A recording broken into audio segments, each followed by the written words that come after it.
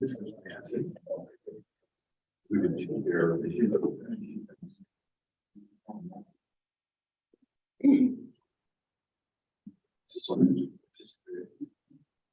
All right, you're live. All right, thank you. All right, good evening, everyone. Thank you all for being here. It is 7:01 on Tuesday, May 23rd, 2023. And I now call to order the 2115th regular meeting of the City of College Place City Council. Sherry, will you please take roll call? Mayor Hernandez, Present. Councilmember Jessup, Present. Councilmember Cleveland, Present. Councilmember Espinoza, Councilmember Peterson, present.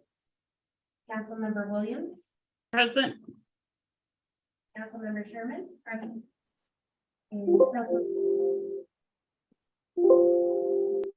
also have Bob Stowe of Stowe Development and Strategies, Alex Pizzari of JUB Engineers, and Connie Kruger of Stonehenge Development and Government. We do have a quorum. Great, thank you. Will you all please join me with the pledge of allegiance?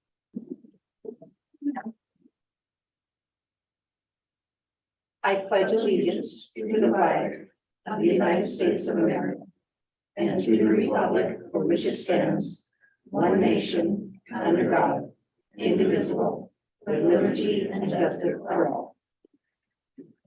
Thank you. It's now time for public comment.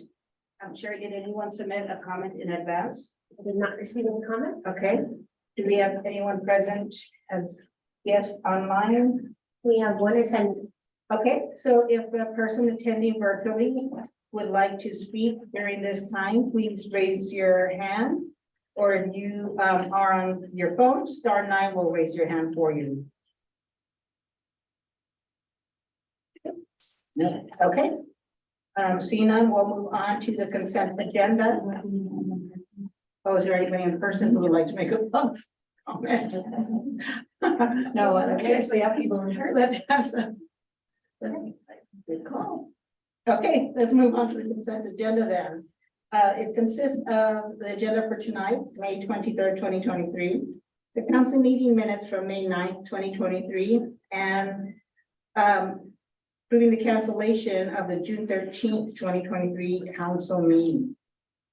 Are there any items that any member of the council would like to move from the consent agenda at this time?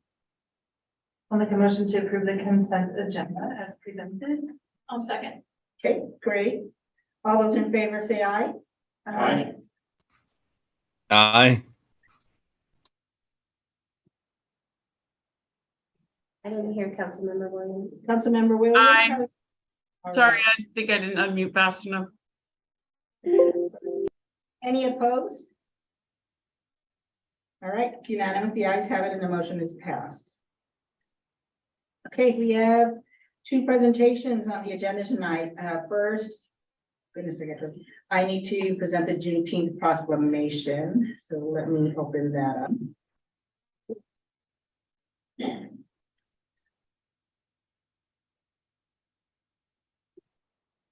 I'm sure, I wish I could read that, but I.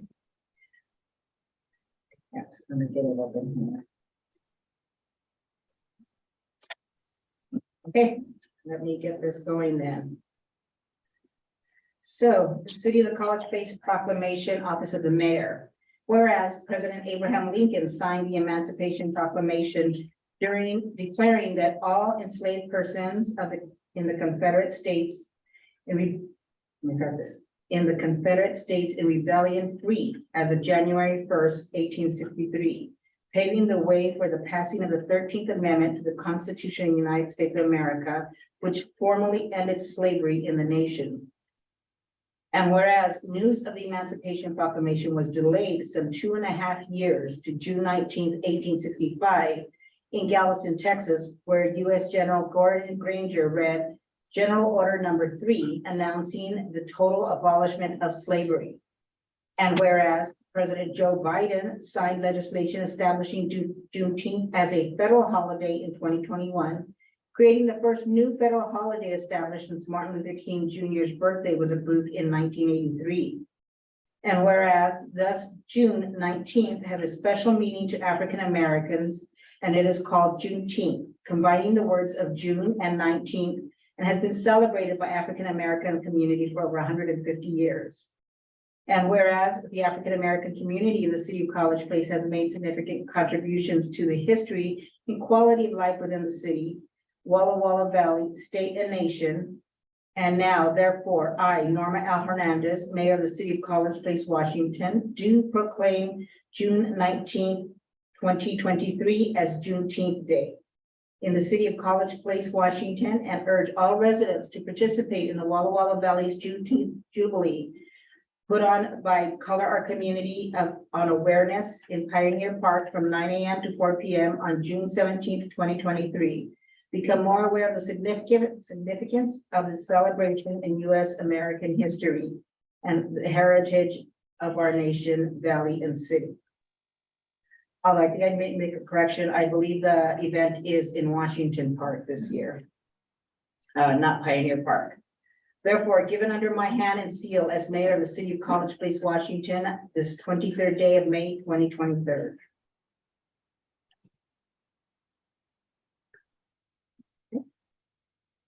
Next, I have a second proclamation.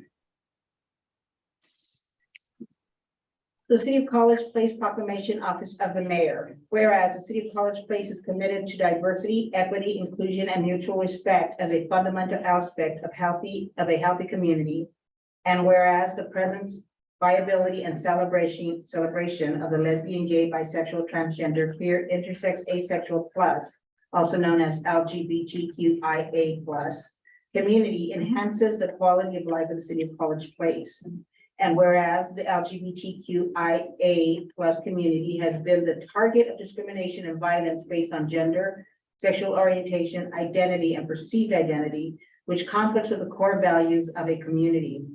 And whereas LGBTQIA plus rights are human rights, and whereas the City of College Place strives to be a welcoming and safe place where people, families, and institutions thrive and the contributions of all are celebrated and valued. Now, therefore, I, Norma L. Hernandez, Mayor of the City of College Place, Washington, do proclaim June 2023 as LGBTQIA plus Pride Month. Given under my hand and seal as Mayor of the City of College Place, Washington, this 23rd day of May, 2023. All right, thank you, everyone. Next, we have, let's see, there's no public hearings. And so we're on to action items, and there are 10 action items on the agenda tonight. The first action item is the tax increment financing ordinance. Ms. Colwell will present on that. Yes, thank you. So we are at the final step of our tax increment financing process. As you recall, this is where we borrow funds, we expend it on public improvements, and that spurs development. And then the increased assessed value of that development, we get to scoop off some of the taxes and keep for ourselves to pay down the loan.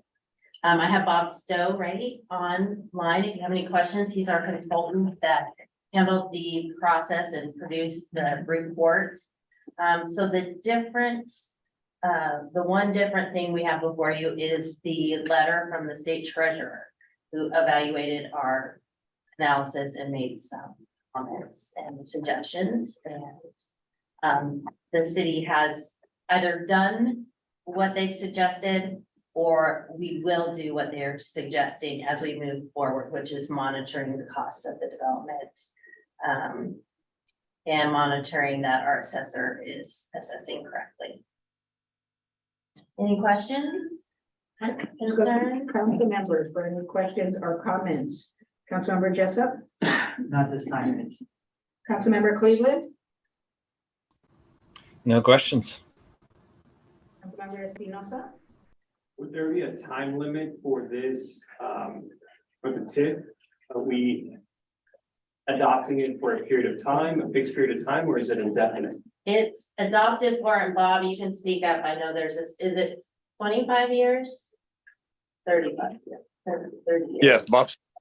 25 maximum amount of time in which you can have a tax increment area, or the lesser of whenever the bonds are paid off if you issue debt for the public improvements. So if you issue bonds, 20-year bonds, when those bonds are fully paid off, the tax increment area will expire at that time. And we can pay down those more quickly. If we Want to do that.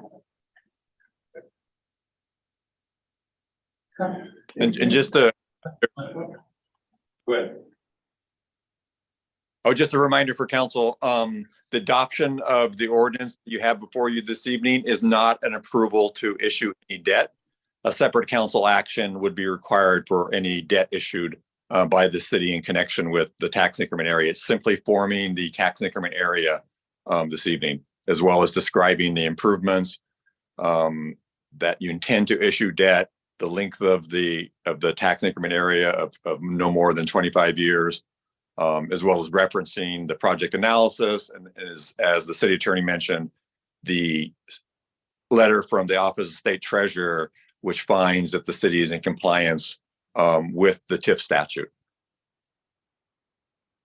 And construction on any project that we have borrowed for based on this has to start within 5 years. Of June today. 1st. Their completion Completion, date that's needed in construction. Okay. Councilmember Peterson. We speak of the 20 or 25-year period, but these are overlapping dates, correct? So this could be, I mean, we're talking about a 25 year for a single project, which could be 500,000, could be $1 million. So this could be hundreds of years into the future. I'm exaggerating a bit, but with overlaying 20, 25-year projects, it could go on forever. Well, we have to identify the specific projects that we will be using that funding for. And that has to start within 5 years. So presumably it would end before that time. So it's a one-time It's a period to one-time. identify all projects that you want. Yes. Okay. Yes, and that is specifically written that way, so, blank check basically isn't given to any one person or one body. We have to let the community know and the taxing districts know exactly the projects that we want, and we're gonna move forward with if we can. So at the end of the, Okay, at the end of the 20, you would restart the process then. yes, actually, we could have another TIA area if we wanted to, we can have up to 2. There's restrictions on a percentage of the value of the land that you can actually put in that. It's small or size wise, I believe as well. And Bob, correct me if I'm wrong. So this is, it's pretty dialed down so that Yeah. the community knows what we're getting for those dollars. Yes, thank you. So there will be some debt service at the beginning before, hopefully the income comes in. Thank you. Councilmember Williams, questions or comments? No questions, thank you. I don't have any questions. I think this is exciting. I'm very quickly now. Councilmember Boyle. Yeah.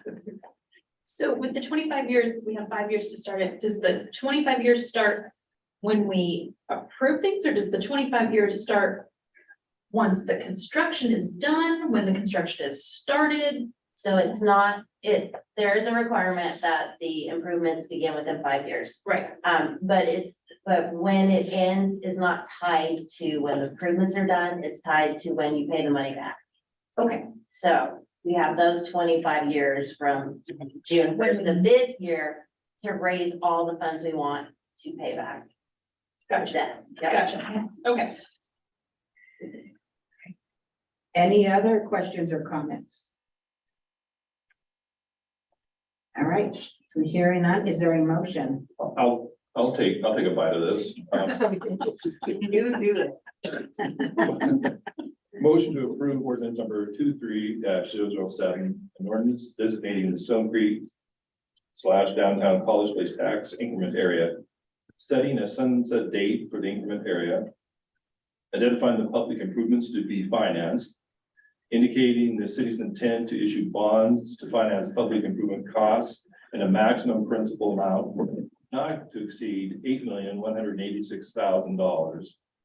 Providing that the increment area will take effect on June 1, 2023, imposing a deadline for commencement of construction and providing for related matters. I'll second. Okay, we have a first and a second. Any further discussion?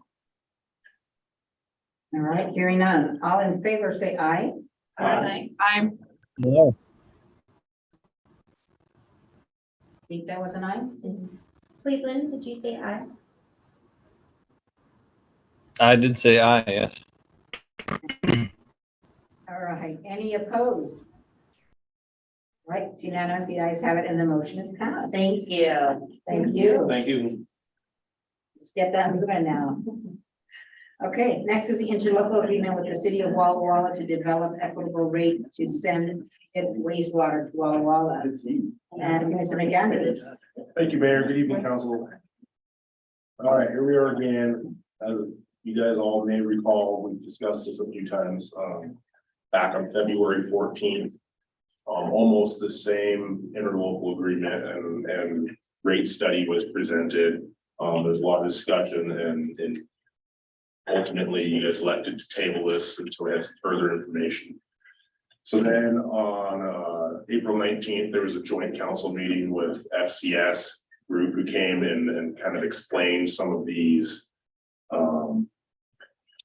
the options, what's the word I'm looking for, the alternatives, if you will, the models, in a little bit more detail. And following that meeting, we've continued to have conversations with the city of Walla Walla and with FCS and with JUB engineer Alex Fazzari is on here tonight to help with this. And so here we are again, back to kind of ask to do this interlocal to look at the rate study to compare the renter model and the customer model. So if we recall, the renter model would be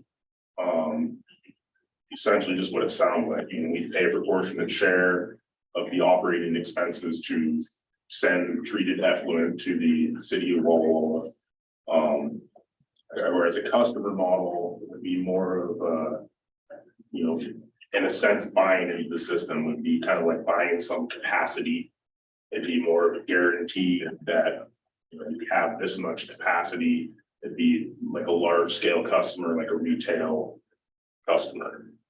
So at this point, Alex, do you have anything to add? On there?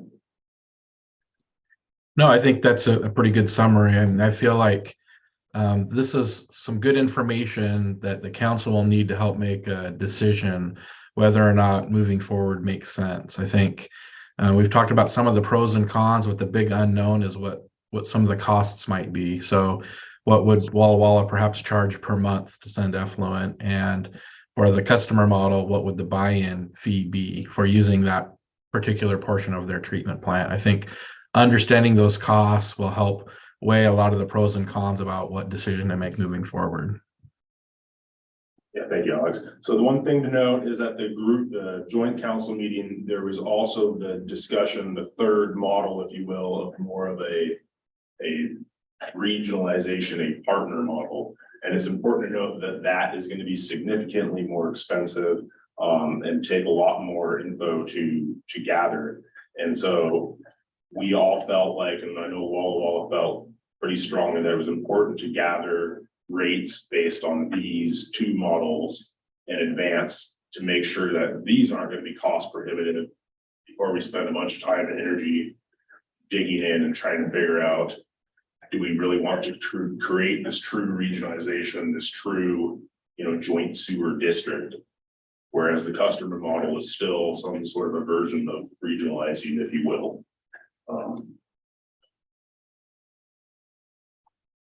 So I guess at this point, I'll open up if you have any questions. All right, Council Member Jessup, questions or comments? Refreshers, if I remember my notes correctly, this is, we were kind of looking into the rent to own scenario. It's kind of a thought process, and you kind of need to know some information on the rent side of things in order to have the rent to own, for lack of better term. And then the other one, if it's okay, is could you kindly remind me? What of the renter customer model expense here is gonna help support the idea of the regionalization? Like what information we're getting out of this that would be a benefit, necessary benefit if we go down the Sure. regionalization model? So there's gonna be different costs to each. I mean, there's the renter model is we're essentially just paid for the costs of them Sure, treat yeah, are yeah. already treated effluent and can discharge it, whereas the customer model is we're buying capacity in their plant Sure. and Understood. Yeah, I'm sorry, I understand that. So, I guess I'll narrow to just that. Remind me again, please. Stop pointing, I just forgot my notes. What of this expense is gonna help us understand better, or what data we're getting out of this? It's gonna help us understand the regionalization model. Like, I don't wanna be redundant. sure. Alex, do you mind chiming in on this? I know you, Mr. Rizzatone would like to speak. oh, Mike, you're on. Thank, thank you. So, just talking about this item, I mean, really, we're gonna be ascertaining the operational efficiencies of each and the costs of each model, as well as, also, the costs of the various upgrades and using the, portion of their system. The thing to realize is that really we need a way, essentially the cost benefit of hole in the ground versus pipe early on, because that regionalization is going to be a lot more time intensive and labor intensive. And then also play devil's advocate. Should it not occur in years down the road, we get forced into a phase 2 situation. I know one of the things State Department of Ecology has mentioned to me, just because we aren't going to have that kind of money just sitting around. So I guarantee you it would be financing through DOE. They're essentially going to want to know, did you truly look at all of the numbers in order to get the funding? So really, if we do just keep our own thing, we're protecting our leverage position so we could get additional monies in the future. So I see there being quite a bit of benefit to this. Alex, do you have more to add? Thank you. Yeah, I would just add, to answer the specific question, I don't think it will tell us anything we need to know for regionalization. It's really just looking at what we need for these first two scenarios of the renter and customer, with the understanding that there's going to be some numbers associated with this that'll help put things in perspective. And if we get through this analysis and we look at these two and the numbers make sense and we feel like it makes sense to then delve into the regionalization option, that could be another option to get FCS into down the road. We just felt like it would be good to look at these first two interim steps to start with. yeah, that's what I was not saying very well, is if the cost of the customer model is cost prohibitive, then we can probably be pretty confident that the next step up is going to be even more cost prohibitive. So That's perfect, y'all. Thank you very much. Mr. Cleveland? I don't think I have any questions. Seems worthwhile to look at the numbers. I'm pretty strongly in favor of regionalization. I'm sorry, Mr. Cleveland, we can't hear what you're saying. You're really going in and out. Can you try that again? Yeah, I was gonna. I don't have any questions, but it seems good to take a look at the numbers. But I'm still strongly in favor of regionalization. Okay, he didn't have any questions. I got that. You just think we should still look at the numbers, but he generally is in favor of the really. Okay. We're looking forward to that broadband update. Yeah. Exactly. Councilmember Espinosa? I think it's the Yes. laptop being slow, honestly. Yeah, you might have to turn off your camera. So if I understand correctly, the ask here is to pretty much do a study to determine what the cost will be. Yeah, so this is, sorry, I probably skipped a part of that. This is to do an interlocal agreement with the city of Walla Walla for a cost share. So the cost, the overall cost of this study to the FCS group is $46,600. So the interlocal is for us to pay half, $23,300, and for Walla Walla to pay half. And that will get this study, which will include a report essentially giving us a much better idea of what rates we'd be looking at and what costs might be for these two models in particular. That makes sense.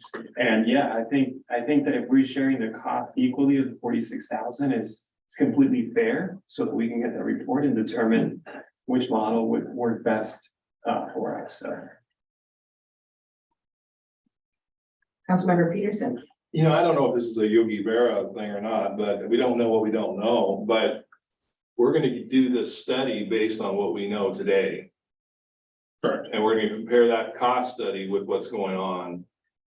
And I appreciate what Mike said, that it's laying the groundwork, that we've done our due diligence in the future, that we actually paid attention and did a study.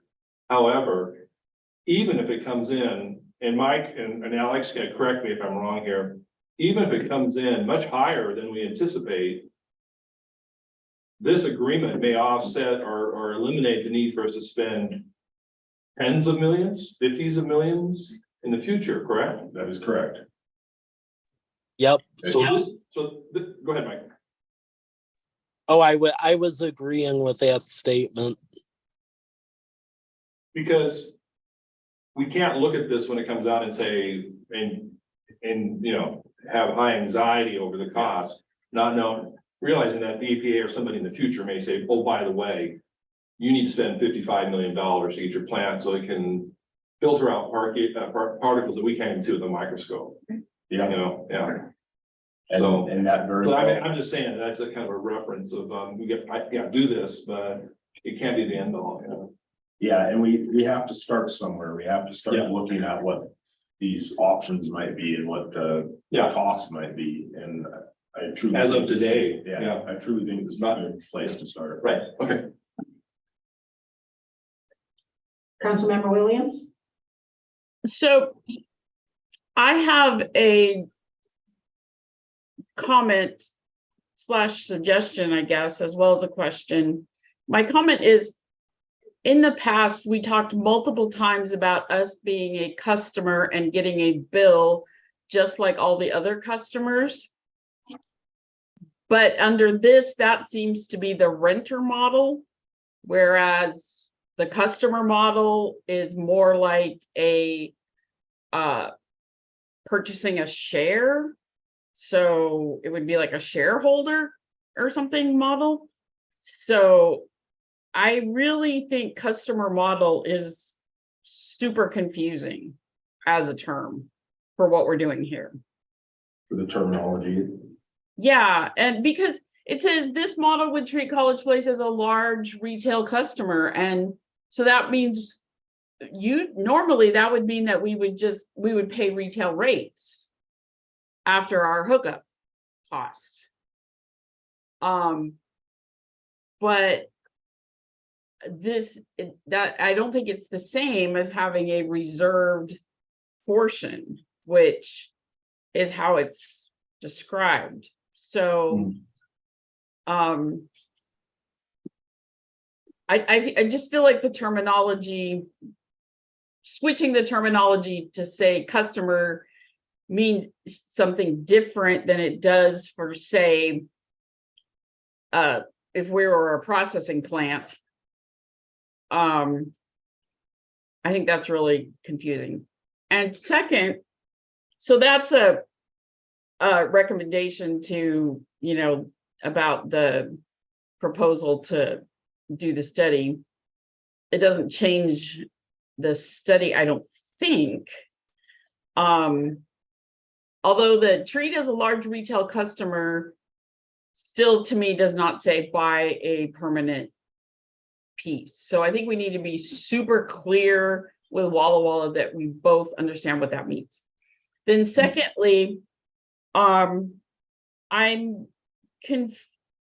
I'm confused about the statement that we know that regionalization will be much more expensive than either of these models. Doing the study obviously would be much more expensive, but do we really know that regionalization would be more? I mean, the whole point of regionalization is that we would have economies of scale from, you know, only one group running the plants and et cetera. So why do we think that? I guess is my question. Hold on one second.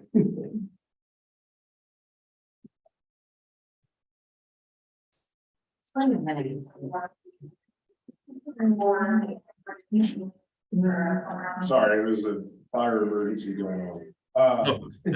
Sorry. We're fine, we'll get here. So I think we're under the understanding that to do a full-on regionalization is gonna be more expensive because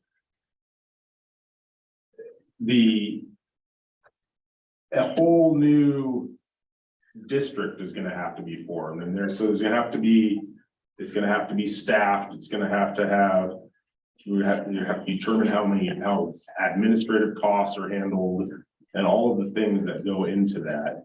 And so for the city of College Place, it's likely going to cost more than just to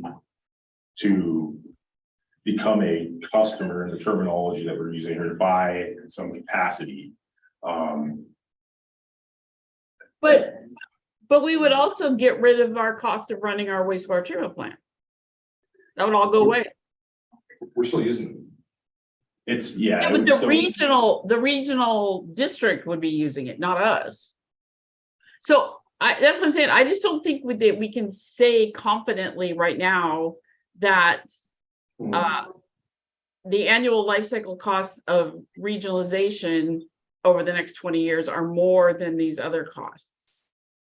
Setting it up is clearly going to be more than setting these up, but I don't think we have enough knowledge to say that. That seems a pretty bold statement, given that we don't know how much any of them cost. Well, I think the thought behind that is looking at the three different models. The first one that, and first of all, I agree with you. The terminology we're using is confusing, and that's something I think we can work with FCS Group to clear up.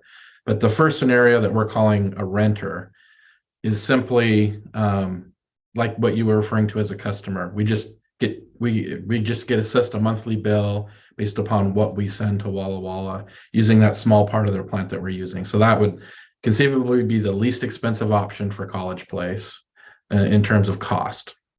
Although, in that instance, we would still be running our plant, correct? Yes. So we still have that cost. Okay. That is correct. Yep. And the second option, we're not only assessed the monthly rate, but we're also buying into that portion of the system that we're using, essentially locking up capacity. So that's a slightly higher cost for the city because there's a buy-in cost associated with that.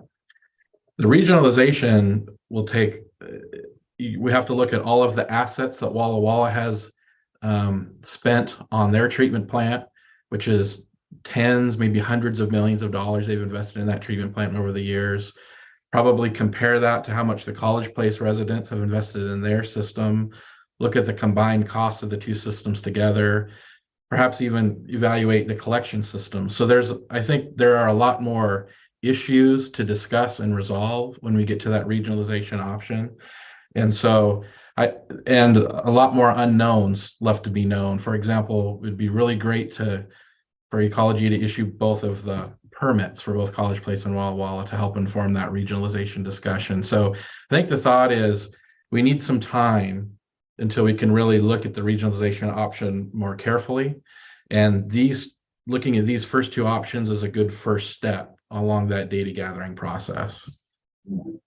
And I've become convinced that is the good first step. I really think we need to be careful about saying the regionalization option will cost more money. And there is a lot to go into, including would the port buy in to regionalization? Would they be part of that? So, yeah, it is a lot more complicated and will take a lot more time to decide. But I think, I guess I don't feel like I can say that I'm convinced that over the long haul, the regionalization will be more expensive. So. Mike, you have something you wanted to add? Yeah, as far as the statement about maybe it may cost more, I agree. Long term, I don't believe that exactly we would know that yet. I would just say from districts observed, like other places I worked at and stuff, short to midterm, setting up the customer, the renter one, that's basically math and figuring out some policy. But then with the regional district, that's going to be a lot. That's going to be a lot of heavy lifting, and then ultimately, when you set that up over time, even Champaign or Urbana, they end up having their own finance, engineering, admin. It turned into a whole microcosm of sewer government. So that's just, at least in my mind, that's where I would say, at least in that term of figuring out the setup of it, that's where it becomes a little more costly just looking at the setup. But I do think this study and then later ones will help inform the regionalization. And in the long term, it definitely may not be more expensive. It's just, I would say in the near term, if we go that route. Yeah, that makes sense. Okay. Thank you. Yeah. Councilmember Sherman, I don't have any questions. Thank you. Councilmember Boyle. Good questions. All right. So there's no other discussion. Will there be a motion on this agreement? I have a quick question. Councilmember Jessup. For the motion purposes, is this something which we need to at least make clear or change in saying, when we share the cost, part of that cost is clarified on that customer renter model description? You know what I mean? Like we are assuring that we know what we're paying for. Do we need to clarify that now? Or like put that caveat in there put that clarity in there? I think Alex said he would need to follow up with to change that, as far as the terminology.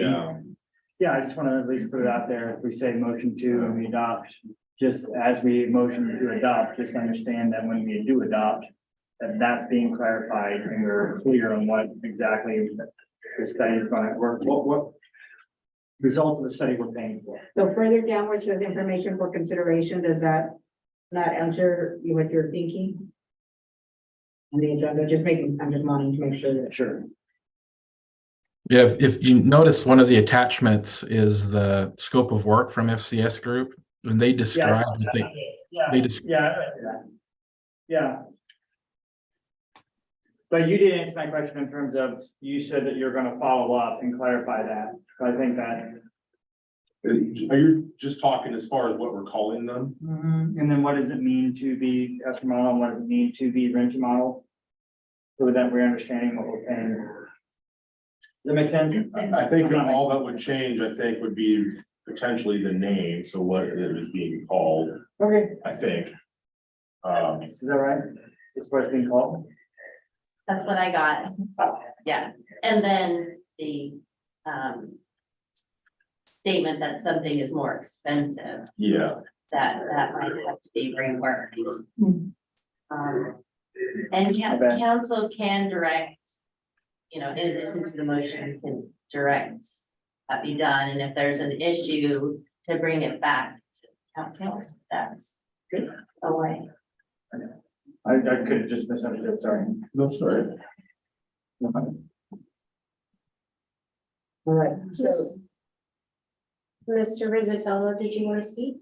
Oh yeah, I was just saying, since since this whole discussion about nomenclature and everything was on the record, it could just merely be stated in the recommended action if that's the way you want to go, and then tying it to what was stated in the record at this meeting.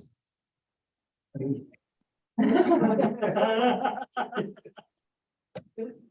Williams would like to speak also. Councilmember Williams?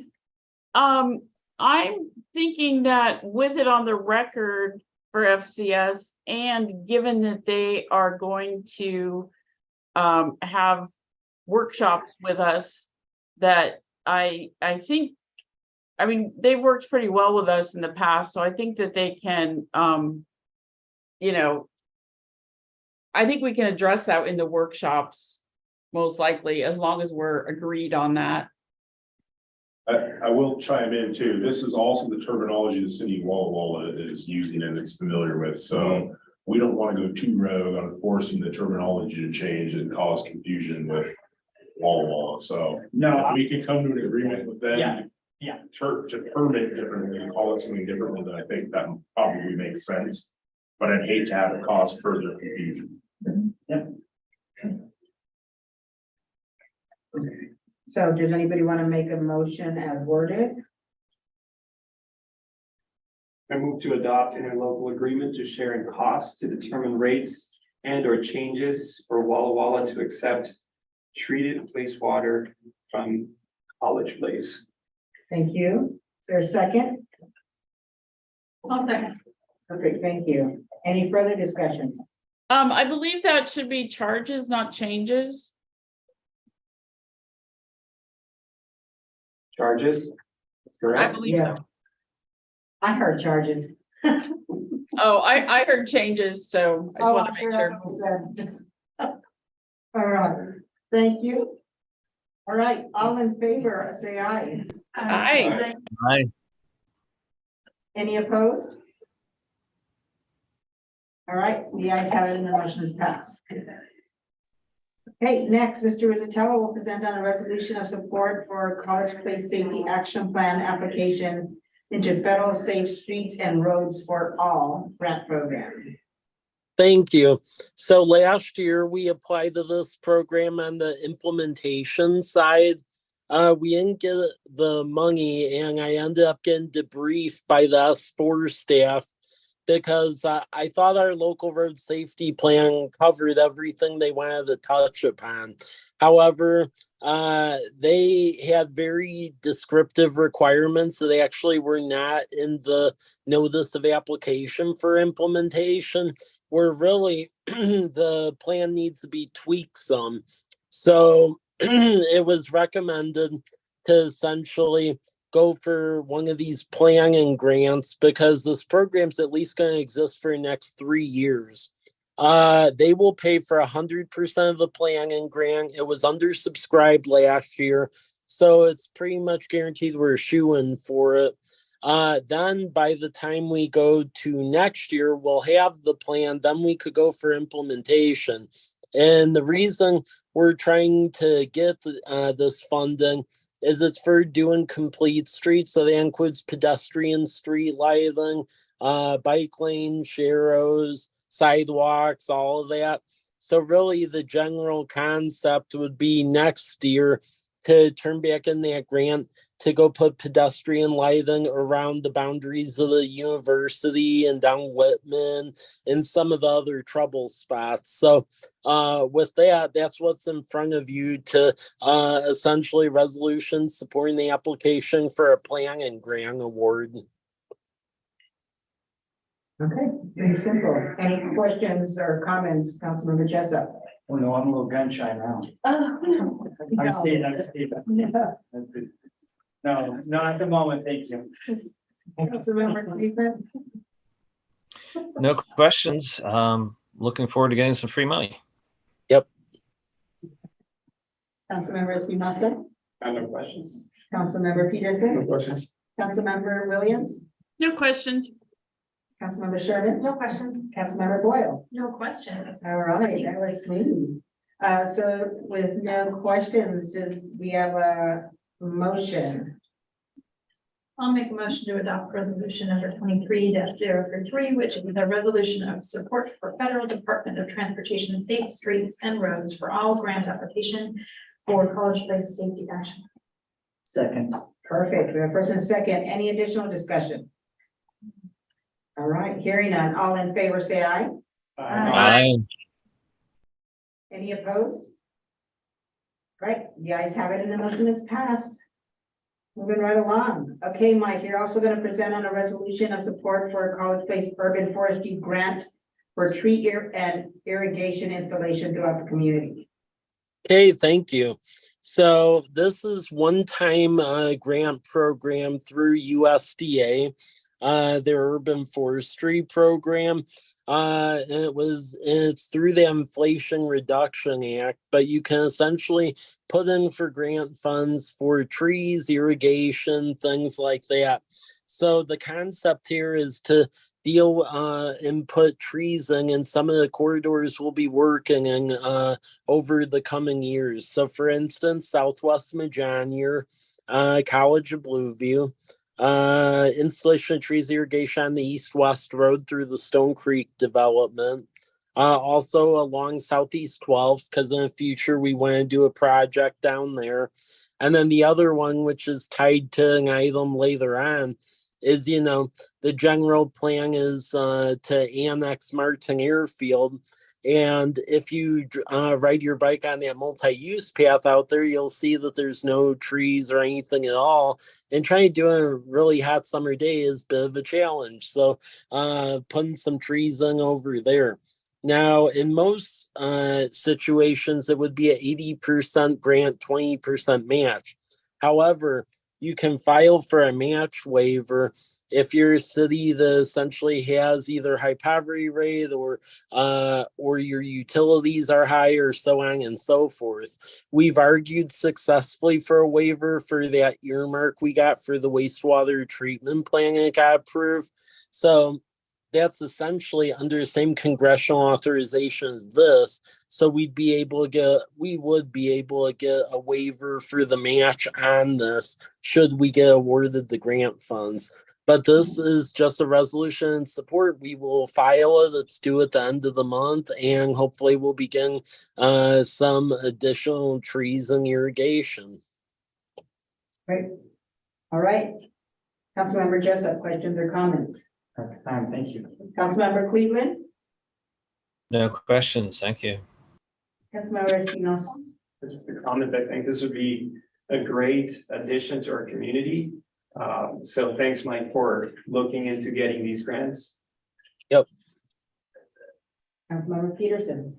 Yeah, I'd echo that. I think what's interesting, I was just talking to someone, a little bit off subject, but it's interesting, when you look down College Avenue this year, it's one of the trees have developed to a point where it has a distinctly different look. The city does this year, and I don't know what it is, whether they've reached a level of maturity or what's going on, but it is, they've been there for a while, they've been growing for a while. To see that expanded into other areas is exciting, but it is, if you stop and just look down the street, take the time to look, it is something is different this year, and it's the maturity level of those trees. It just makes it beautiful and makes the town look inviting. Yes.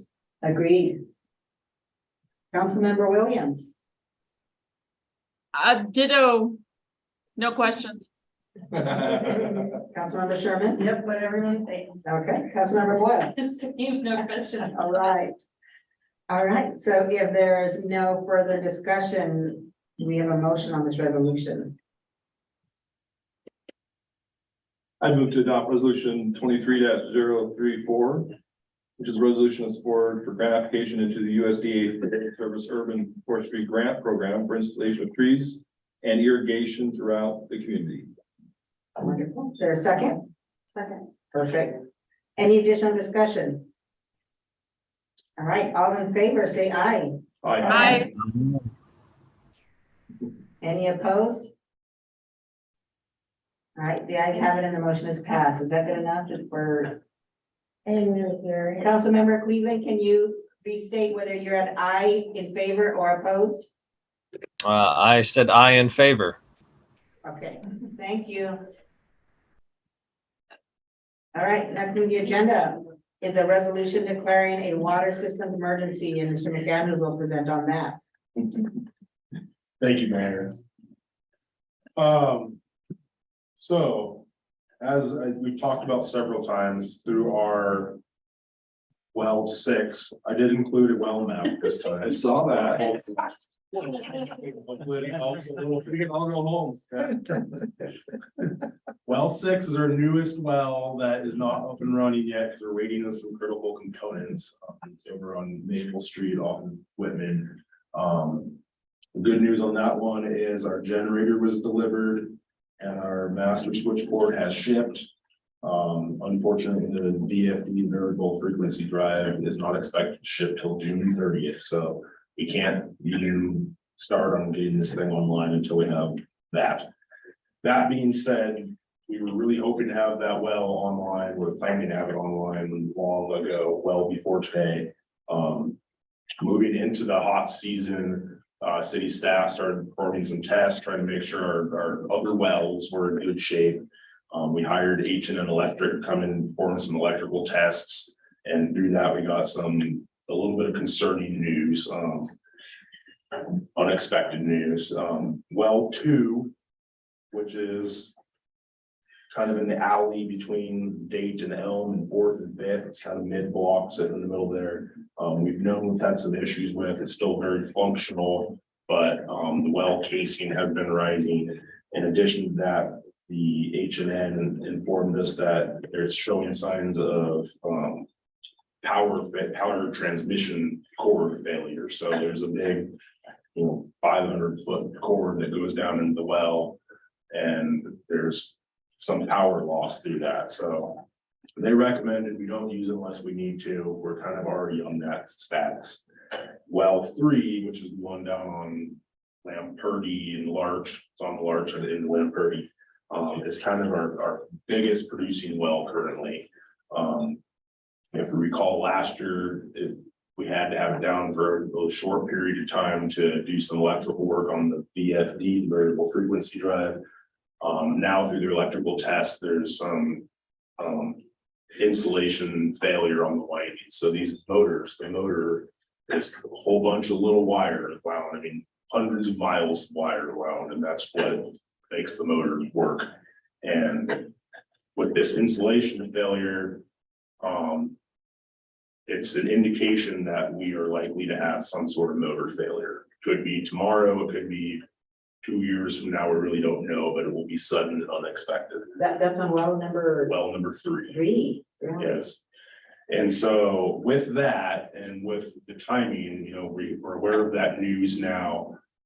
We are able to plan essentially to pull that well offline, run on our other wells, as well as an intertie, the interties of the city of Walla Walla. So we've done over the last week, we've had lots of conversations with Walla Walla. We've conducted some tests on our interties. They are on board with us running off of the interties.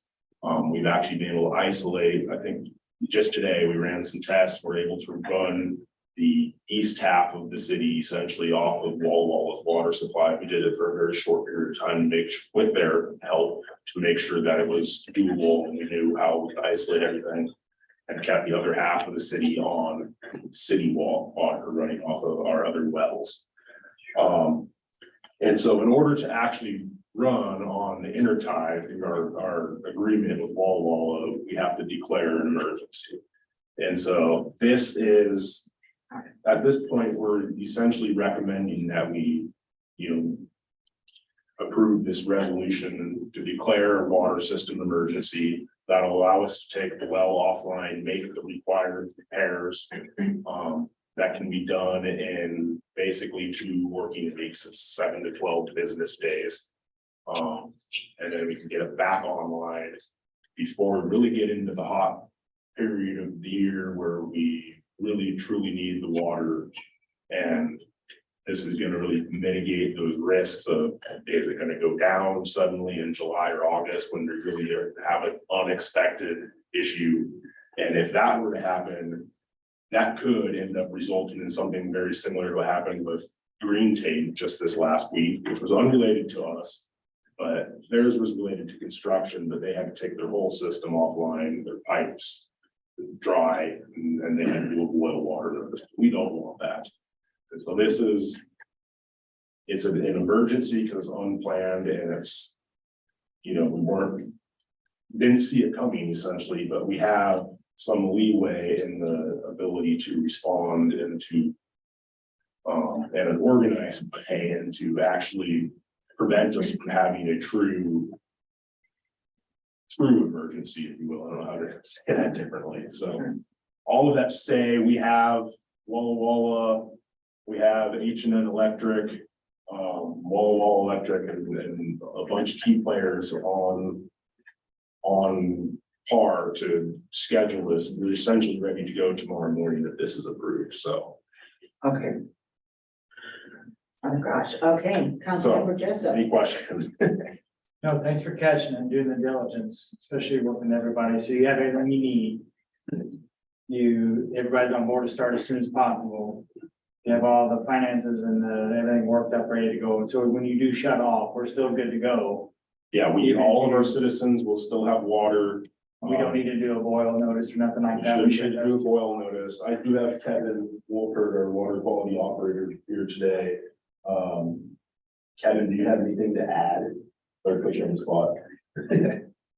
Any concerns that we should be aware of potential? No, it's always a tight supply, even with the intertime, that we be careful. So right now, we do have a window that's cooler. In the really hot time, makes it really, really difficult. Right now, we've really got a good window to get this done. And it is an emergency. Okay. Thank you. Councilmember Cleveland? Yeah, I seem to recall a few years ago, we had a well whose motor was having problems with the windings. And if I'm remembering correctly, was it this well? Yes. Yes, it was. And I wasn't here at the city at that time, so I don't really know the details of that, but I know. If I'm Oh, good. I was going to say, if I remember correctly, I could be totally wrong here, but we elected to get a larger pump or a different pump that in the original one had a known issue with this, and so we elected to replace it with a different one. And I'm wondering, like, what do we need to do so we don't have to replace this again? If we just rewind the thing, is it run into this problem again, or do we need to get a larger pump, or what do we need to do? Because this doesn't sound very fun. I don't want to do this every 3 or 4 years, I don't either. Kevin, correct me if I'm wrong, but I believe the pump that was purchased was kind of an attempt to run a different pump, and it didn't end up fitting. Is that one, or is that the one? That was one under one. I apologize. Well, we did buy this motor 3 years and 4 months ago. We didn't get near the life of it that we had anticipated. It is 50 horsepower larger than the last one. It's totally capable of handling the load. And it's just electrical motors. I mean, it's hard to say. So I wish we had more of a guarantee that we buy something new that was really expensive, that it would last longer, but it's just the nature of probably the quality now than what we used to have. It is a good motor. It's a really high quality motor. All right. Well, hopefully it's time, right? I don't think I have any further questions. Good memory, though. Councilmember Espinosa? Yeah, cool question. How much do you estimate that the cost will be to make these repairs, whether you purchase new equipment or make repairs? Yeah, that is a good question. It's really hard to say. Once they have it, so the motor pulled, and you dig into it a little bit more, there's a chance that it could be eligible for what they call a re-dip, which would be significantly cheaper. And they essentially, my understanding of it is they essentially dip the motor and that re-insulates all the wires and recovers it. That would be kind of best case scenario. That's not what we're expecting, but it's what we're hoping for. In the worst case scenario with some expedited time, it could be upwards of about right around 40,000. And we do have a rainy day fund. Do we have enough money to pull for such an emergency? We do have water reserves. That's where it would come from. So yes. Okay, so we have enough to cover for that. Yep. Yeah. That was good. No further questions. Councilmember Peterson. So no warranty on the, Cleveland, there's probably, yeah. So going back to the other, this was a preemptive, you guys were doing checks on there was no indications it's failing until you guys went and started doing ground testing or doing something. That's correct. We Yeah. wanted to make sure moving into the hot season that there weren't any, electrical issues. And I think we were thinking we might, there's a chance we might uncover some, we weren't expecting, but we were thinking there's a chance it might uncover some minor electrical thing that we can get somebody to come in and replace this component or whatever it might be, and we'd be ahead of the game. And then So you This went is- looking for trouble. I guess so. No, I think that's well. Second, a quick question, the emergency, what's it? Declaration. Declaration, it allows the city, let's say, in a 2-week period to curtail the watering of lawns and areas to conserve water during a 2 or 3 week period until the motor was replaced, or what kind of powers does it give the city or the, Well, the actual resolution essentially declares the water system emergency, and it gives city administrator and or public works director some spending discretion and spending authority so we can get through this. When it comes down to it, if we truly felt like we were gonna have an actual water shortage, we would put out a request, a water conservation request, asking people not to water. We would put forth those notices, and that would, in my eyes, be regardless of this or not. It's something we worked with District 14 and asked them to do last year, and they did. And we put out our own without making any requirements, lots of suggestions last year in the hot months on, conserve water, and handed out water conservation items and things like that. So, I guess to answer your question, that is not directly related to this resolution. And at this point, I don't think that's something that we're truly considering. With the part of this is we're trying to do this now while it's cooler, if you will. I mean, I've just had some days in the 90s, we're in the 70s and moving into the low 80s, I believe now. And we'd like to get ahead of this before we're sitting at 100 for a couple months. Of course, yeah. And I'm sorry, I don't want to, is this the first time that NERTI has been activated in recent memory? In quite some time, yeah. We ran some tests last year or we flushed it last year essentially to be ready in case we needed it last year after. Okay.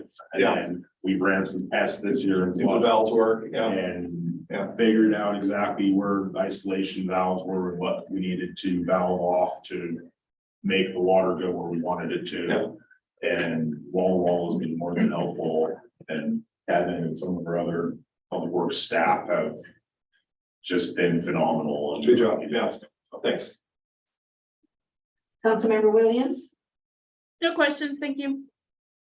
Councilmember Sherman, Questions either. Councilmember Boyle. No questions. All right, if there are no further questions or discussion, do we have a motion on this resolution?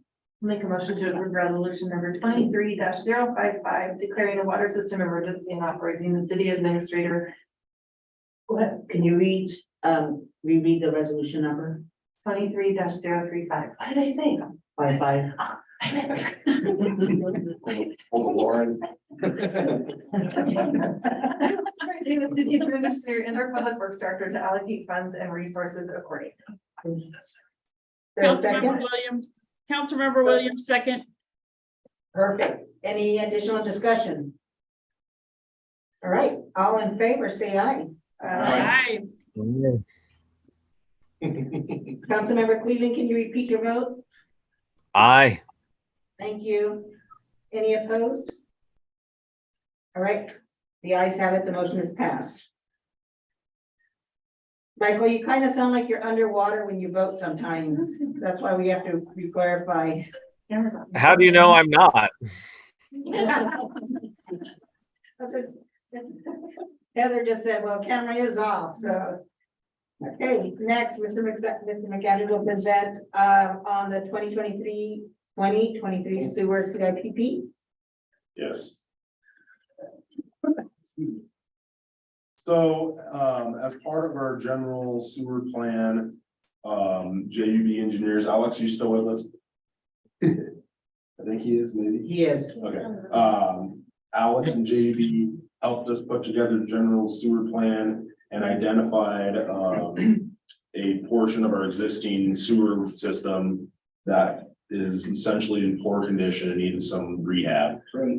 So through that process, a trenchless rehab known as cured in place piping or CIPP has been selected. We've done number of areas in the past.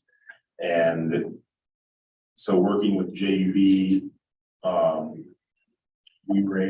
JUB was able to help us get some more grant money to move forward on a bulk of this kind of at once instead of dragging it out as long as it was going to. And so this is essentially to authorize JUB to continue with the design process for a whole slew of pipes.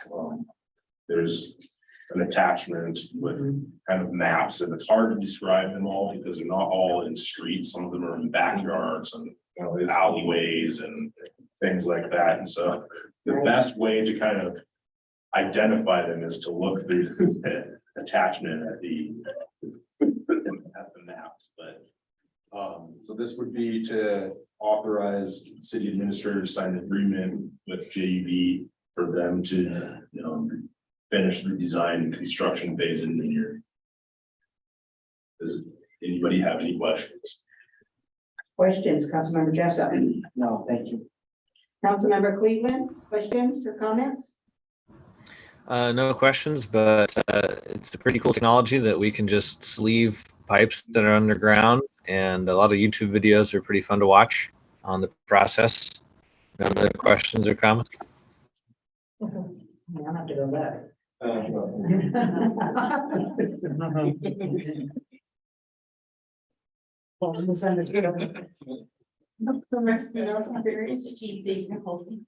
this a phased approach, or is it just a one-time project?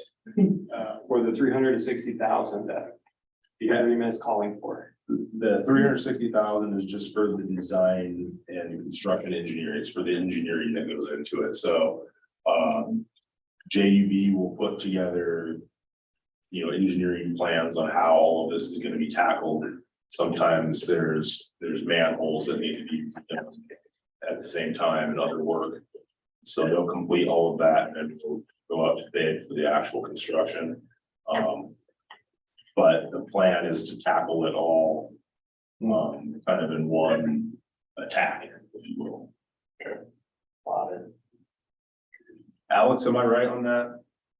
Yep, absolutely. Yeah, when we did the general sewer plan a few years ago, we worked with the operations staff to identify the pipes that were most deteriorating or susceptible to infiltration or were parts of the system that the operators had to visit regularly. So we put together a prioritized list of all the pipes that really needed to be rehabilitated over the next 10 years. And so this was intended originally to be a 10-year renewal and replacement budget, utilizing the money you have budgeted every year for renewal and replacement. And then this funding opportunity came up to tackle it all at the same time. So that's a great deal, not only because the funding opportunity is 50% grant, 50% loan, which is nice, but also we're likely to get some economies of scale of doing all these projects at the same time. It'll also attract some of the larger contractors that do this kind of work.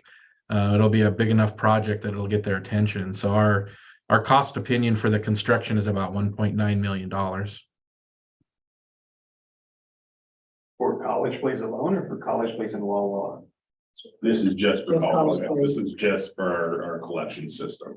Yeah, so this is part of that $26 million funding offer, including the wastewater treatment plant upgrades. Oh, got it. Phew. Okay, Councilmember Peterson? So the company that did this before, what was the name of it? It was, Iron Horse did it last year. And, okay, so they might be in the bidding process for this, or, I would imagine unless it's too big for Yeah. them, but I would imagine so. okay. All right, thanks. Councilmember Williams? I just wondered if we're gonna get any video of this to put up on our website, because I think that would be cool, but no questions about the actual project. This is great. So we can chat and see. See what we can do. You might be an engineer. Yeah. Councilmember Sherman? I don't have any questions. Councilmember Boyle? No questions. All right, if there is no further discussion, is there a motion for this let's see, it's not a resolution, it's an authorization. Motion to authorize city administrator to sign agreement for professional services with JUB Engineers for design and construction phase engineering services for the 2023 CIP project. One second. Great. Any additional discussion? All right, all in favor, say aye. Hi. Aye. Oh, nice. Any opposed? All right, unanimous, the ayes have it and the motion is passed. All right, so keeping with Mr. McAndrews, there's a John Road contract amendment for final design. Sure. So as you may recall, PBS Engineering was selected and has been working on design for a Majonia Road reconstruction project. Part of that original selection process was to get us to 75% design. That would allow us to understand what right of way we need to acquire, and still allow their ability to make some minor design tweaks accordingly as we move forward with right of way acquisition. So we're at 75% design. So this is the contract amendment to, with PBS to get us to final design and through the right of way acquisition process. So this is, approved in our 23 through 28 capital facilities plan. It's funded by the federal MPO grant as well as a transportation earmark grant. GID grant, and then the local EIS that was approved earlier. Any questions? Councilmember Jessup? No, thank you. Councilmember Cleveland? No, thank you. Councilmember Espinosa? No questions. Councilmember Peterson? No questions. Councilmember Williams? No questions. Councilmember Sherman? No question. Councilmember Boyle? No questions. All right, that was quick and easy. So since there's no questions, is there a motion? I'll make a motion to allow the Public Works Director to sign supplemental agreement number 2 for PBS Engineering to complete design and right-of-way acquisition services for the Majonia Road reconstruction project. Okay. Perfect. Any further discussion? All right, all in favor, say aye. Aye. Aye. Any opposed? Right, the ayes have it, the motion is passed. Let's, Mr. McAndrew, since you're running hot right now, what can you present on the Southwest 6 and Southwest 8 sidewalk improvement project? Yes, so through Department of Commerce, the city was previously awarded a CDBG grant, community development block grant. For a sidewalk improvements on Southwest 6 from College Avenue to Southwest 6 from College Avenue to Davis and Southwest 8 from College Avenue to Babe. So we selected Anderson Perry, started working with them on design. Over the course of design, costs went through the roof. You realize that the cost estimate was much higher than what the grant was for. So when we bid the project earlier this year, a couple months ago, we bid it in a fashion that would allow us to award Southwest 6 as the primary bid and Southwest 8 as an alternate. Additionally, there's some water valley in the intersection of 6th and Bade that needs some attention. So we thought while we were in there doing the work, that'd be the time to do it. So that was the alternate number 2. When bids came in, they were even higher than what our engineers estimate were. So Anderson Perry and I went back to Department of Commerce and asked them, ask them about proceeding with just awarding one. They came back and said, well, if we gave you more money, would you do both? We said, yes. And so we had discussions with them. They even included, a 5% contingency, and agreed to give us another $276,816 in 22. So we did do sidewalks in both Southwest 6th and Southwest 8th. So all of that to say, we had 3 bids. The way the bids were set up, it was being awarded based on the primary bid, which was Southwest 6th, which made Nelson Construction the low bid at $354,486 for the primary bid.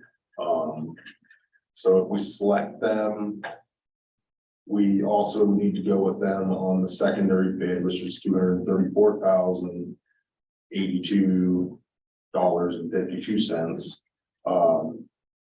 It's, I guess, worth noting that on the secondary or the alternate bid one, Don Jackson Excavation was actually lower on that bid, but we have to award it to whoever we award the primary bid to because the way the bidding process. CDBG was on board and the extra money they're giving us is according to that. So at this point, we have a recommendation from Anderson Perry to award the bid to Nelson Construction. And that would be for the base bid of $354,486.68, and then I think there's somewhere, sorry, the alternate bid alternate one for $234,082.52, and the alternate bid 2 for the water valving at $34,559.54. So the total comes out to, if I had it here, but now I'm not seeing it. It's $600,000 something, and I added, I think it's 618,000. It's not right. 600. There's a 626,135. What is it? There's a 626,135. That might be it. I think that is it, because then I added about 15% contingency, and that came up with just right around 718,000. Yes. Sorry about that. There it is. There's my number. Wasn't at the bottom of the page. Thank you. You didn't have anything else to keep track of. No. Sorry about that. Anyway,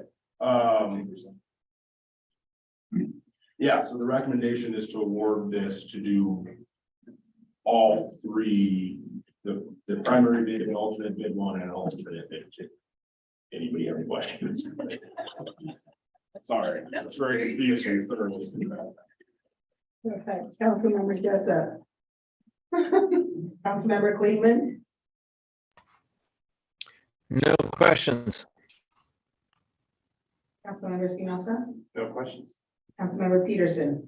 No question, this is exciting. Some of those streets, if you've lived in the community forever, have always needed sidewalks, and that is just that 6th Street, that area. It's just, yeah, that's pretty cool. I'm happy to see sidewalks going in on some of the streets. Yeah, We'll continue to do what I can to get them in areas that we can make it happen. It's been generations where it's been needed. Yeah. Councilmember Williams. I am also very happy to see this, and I thought it was quite clear that we got more money so we could do both projects. And I, That's pretty much what I needed to know, so thank you. Councilmember Sherman? No, I agree with Lauren. This is the street I grew up on, so it's so, like, even the one that's on, Bay that goes up by where Rogers was, I was like, it's just so crazy, but, I mean, I feel like we got a lot of character walking on the streets with no sidewalks, so, yeah. But, no. Great. Yeah, that's right. Councilmember Boyle? No questions. Great job. All right. All right, so let's make it easy. Can I get a motion? I'll do it. All right. I'd like to make a motion to award the sidewalk improvements for Southwest Sixth Street, Southwest Eighth Street, and Sixth Street water valve replacement to Nelson Construction in the amount not to exceed $718,000. Second. Excellent. We have a first and a second. Any further discussion? All right, all in favor, say aye. Aye. Right. Was that good or did we not? Councilmember Cleveland, can you revote? I am in favor. Aye. Thank you. Any opposed? The ayes have it, the motion is passed. All right, we're gonna let,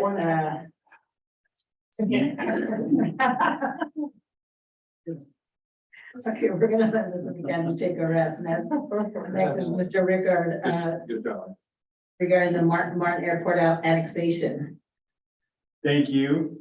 So we have an application from Martin Airport LLC to annex approximately 235 acres of Martin Airfield. There's 4 parcels included in the Martin Airport property.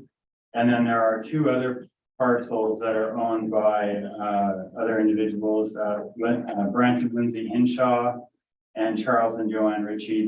There's residences on the site. You can see those on the map that I provided.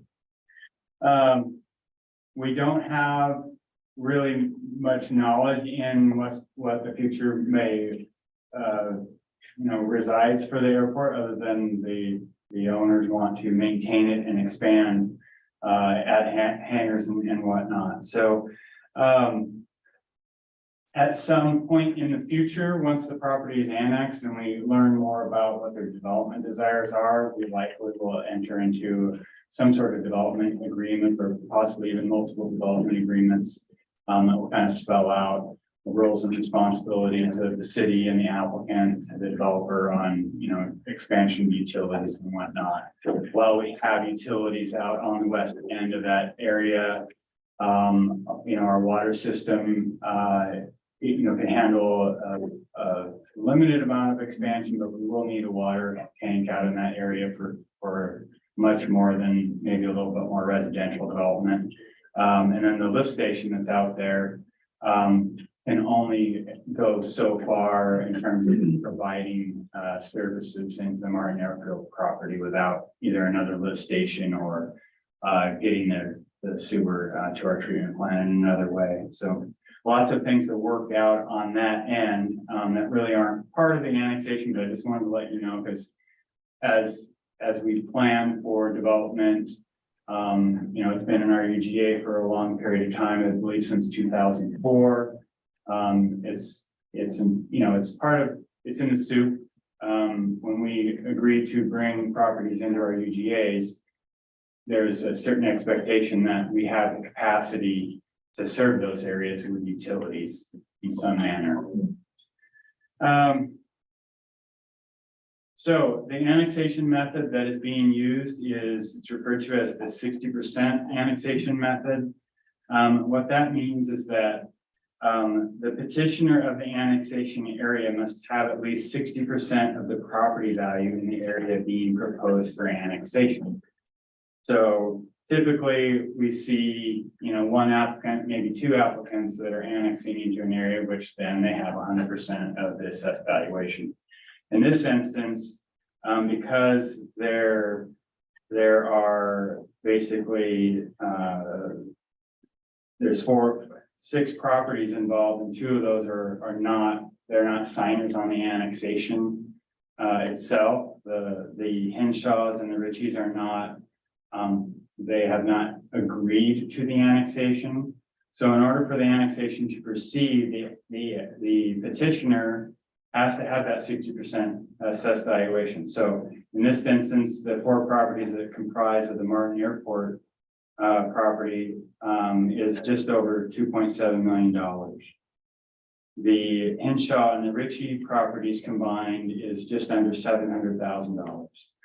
Total assessed valuation for all the properties is $3.4 million. So 60% of that $3.4 million is $2,066,052. So so that's the 60%. And if you go back up to what the assessed valuation is of the Martin Airport property, they have 2.7. So as the petitioner, they do qualify as having 60% of the assessed valuation. And so if the annexation moves forward, there will be a hearing, and the council obviously has the right to vote it up or down. But in instances where the petitioner has 60% of the assessed valuation, if the council agrees to annex them, there isn't an appeal process for the other parties that are included in that annexation area, because of the way the state law is written, is that they can, for lack of better terms, forced into being included into the annexation. So tonight, what you're being asked to do under the way that the state laws are written is you're being asked whether or not to accept the annexation, reject it, or geographically modify the proposed annexation.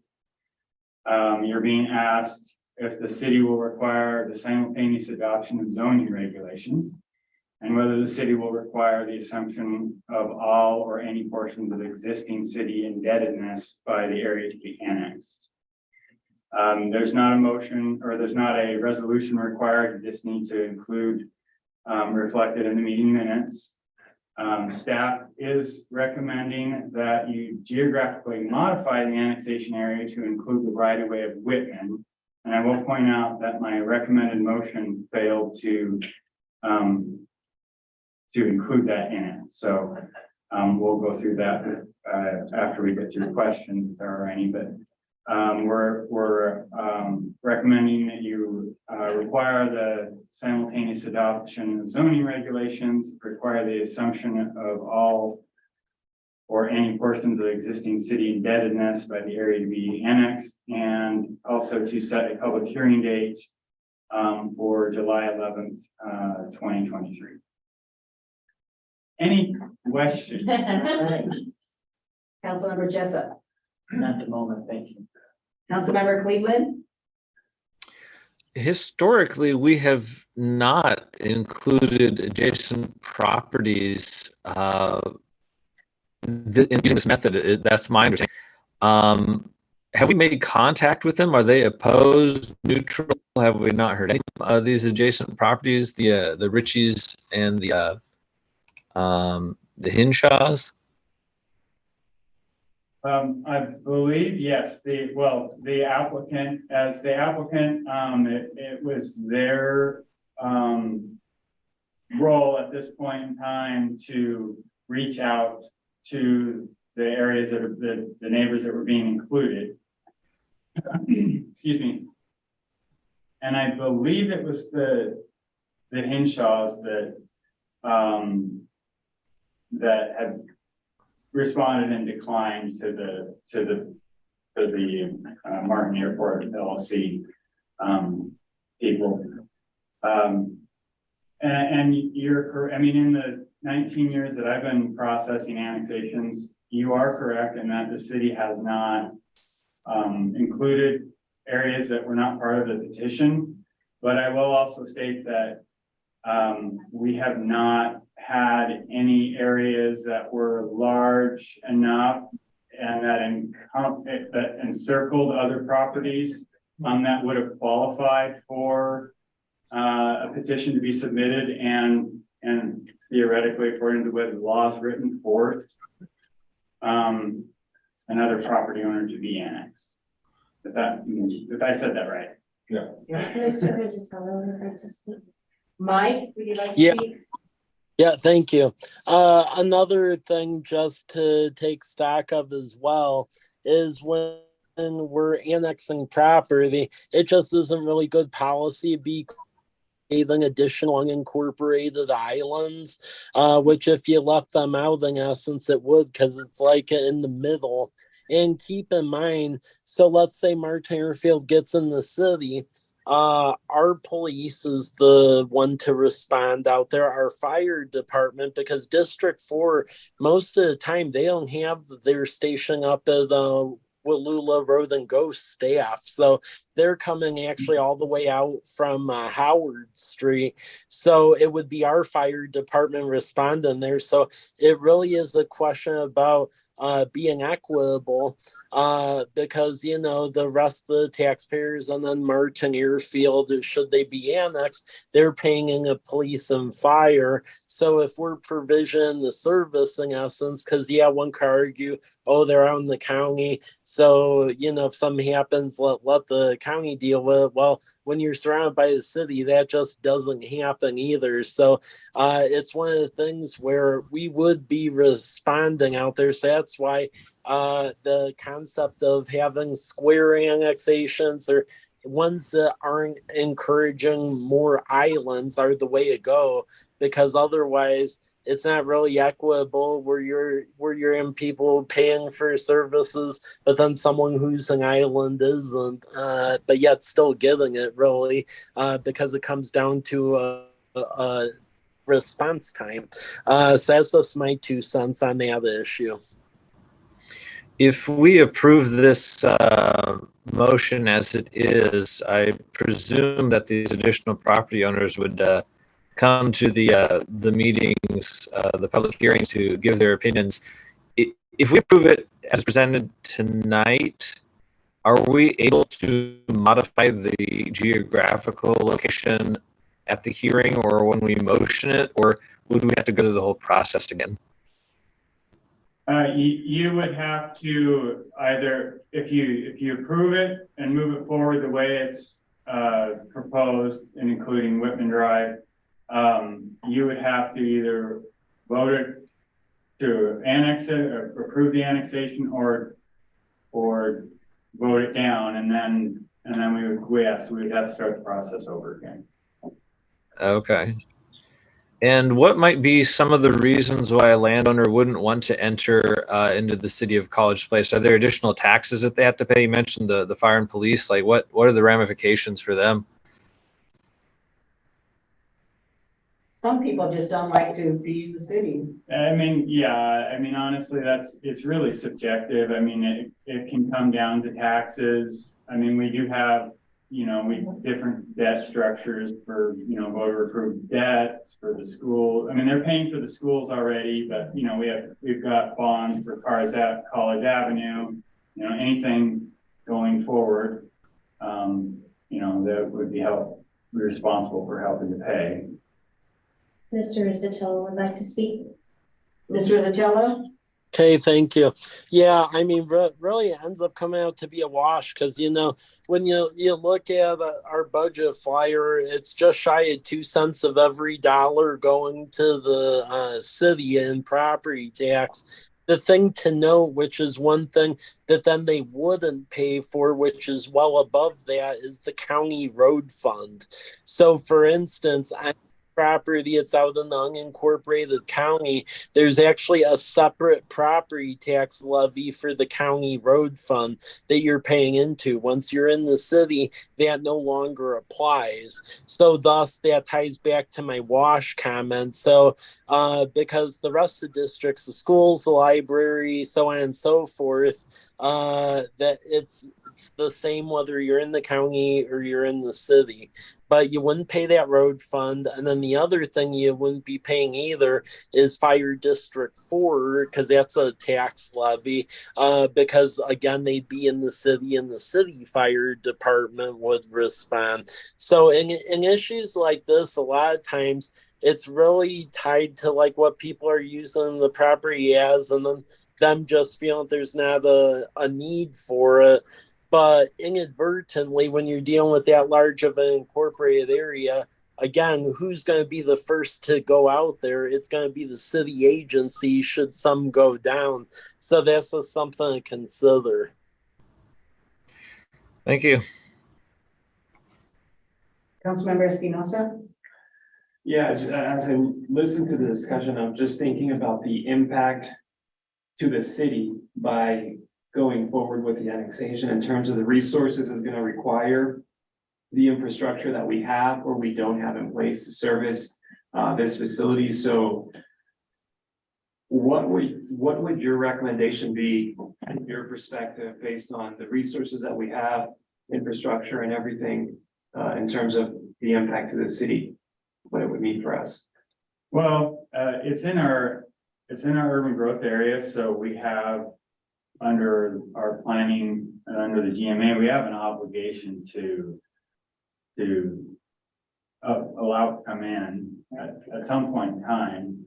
And as I mentioned before, you know, there will need to be development agreements in place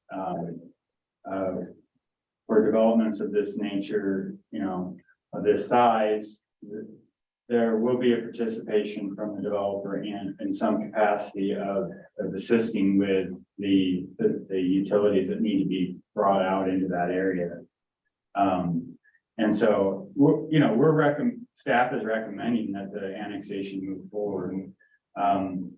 It's likely that there will be housing on part of it. That's been in conversations. We don't know how many, exactly, but most probably on the south half will be housing, and there's a need for housing. And John? Yes. Just to kind of back that up, so when we have this, when we just make the UGA, the plan under the GMA, we're allocated certain capacity. And so we count in any capacity in the urban growth area.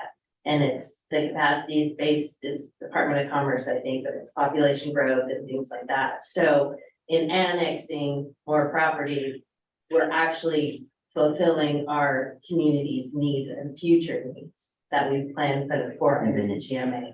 Yeah, That's pretty much. Thank you. That was very well said. You use too many words. Inside joke, inside joke. I also think the county won't appreciate us, not considering that since we keep saying we need more land and then we're not accepting some that's there. Right. Mr. Rizzatello. Yeah, so a couple notes about our ability to serve infrastructure out there, because I've been in direct discussion with the Corlisses. So really, so we understand what's out there, there needs to be an infrastructure assessment done. Right now, there is a state curb grant that actually goes and pays for all of that, where I had discussions with them about jointly applying for it and getting it and working at it together.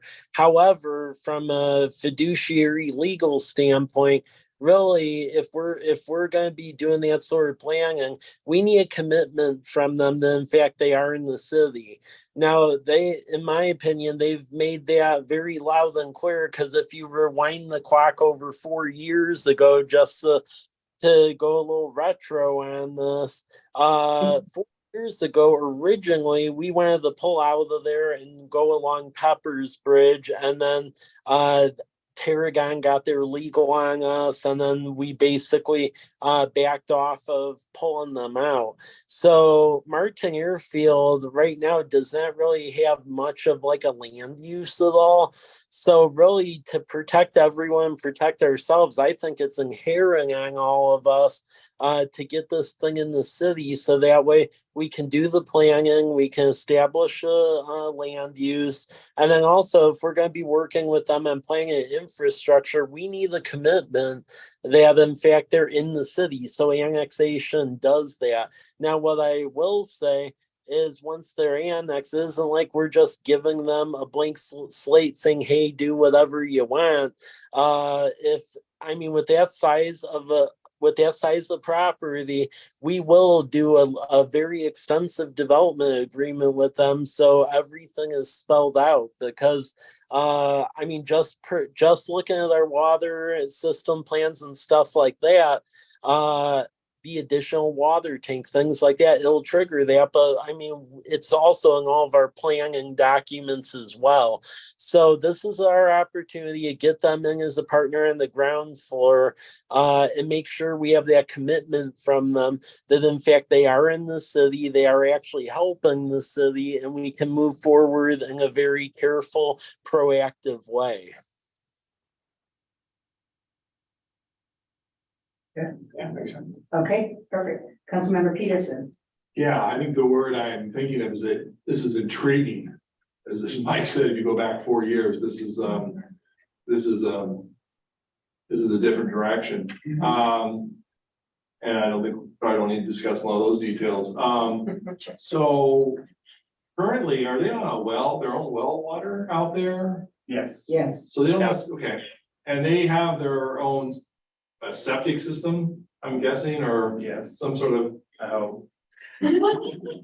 and so landlocked areas, many times that don't want anything to do with College Place are suddenly interested in joining College Place when their sewer system fails. Right.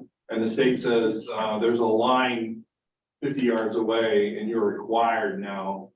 Yeah, so this is one of these interesting things. They kind of play themselves out too in the future sometimes when systems fail and, yeah, okay, all right. I think this is a really important step in our future, to be honest. Yeah, right. It really is. Councilmember Williams? Am I understanding correctly that the city has not met with the landowners? It's only been the other applicant? The landowners aren't interested? Yes, that's generally how this process works out. We receive the application. We bring it to council, have discussions about it, and then after this initial meeting, we then, do the public notification process. Try to reach out to the other properties involved and move forward. Yeah, I'm not eager to put in islands, that's for sure, but it is it's new. In the past, we've always tried to only annex people that wanted to be annexed. So, I really think it would be helpful for John or Mike, one of you, to reach out to them and not blindside them when they get when somebody comes to put up the sign on the road that says, notice this property is being considered for a change or whatever. Do we have to do that, or is that just for zoning changes? No, we will put up a notification, several of them because it's such a large site, and then we will do mailings. The applicant has reached out to the property owners to try to get them to participate in and be on the petition to annex. So that they will not be, they're not blindsided by this. Well, some of the stuff that Mike said about my understanding has always been, it's more taxes in the city, but it sounds like it's not necessarily in this case. And so that's why I think it would be really helpful to reach out to them from the city with information more so that they understand what they're getting into, or some of the information that Mike shared is all. Yeah. Yeah, we actually have the applicant representative here who'd like to chime in on that. Okay, yeah. Yeah, I'm behind the TV here, so. Okay. Sure. My name is Drew Davis. I'm with Terragon Northwest, so representing on behalf of the applicant, Martin Airport LLC.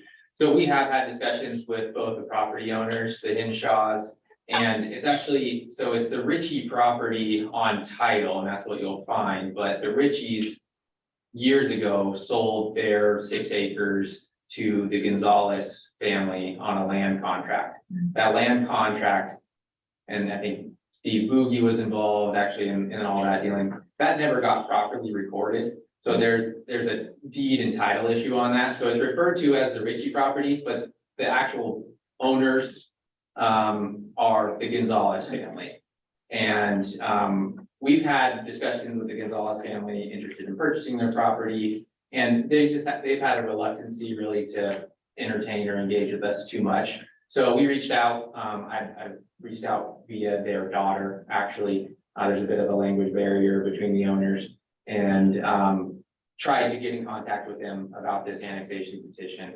Didn't get a response. The Hinshaws we have talked to, and I can tell you that they will be in opposition. They're not interested in annexing, but I think it's important to point out that we're talking about, you know, the island concept, and it's 16 acres, those two properties combined, of the total 234. So not insignificant, but the bulk of the annexation area that we are proposing on, we own. And I'm happy to answer any questions I can as well. Thank you. Thank you. I had one other question, which is a minor question. When we talked about the urban forestry and putting trees out there, I kind of assumed that the airport wasn't going to be still operating. So is that going to be are we going to be able to make sure that our trees don't interfere with the flight operations? Yes, yeah, that's a minor. Yeah, there are guidelines for that sort of thing, and I mean, we'll obviously work.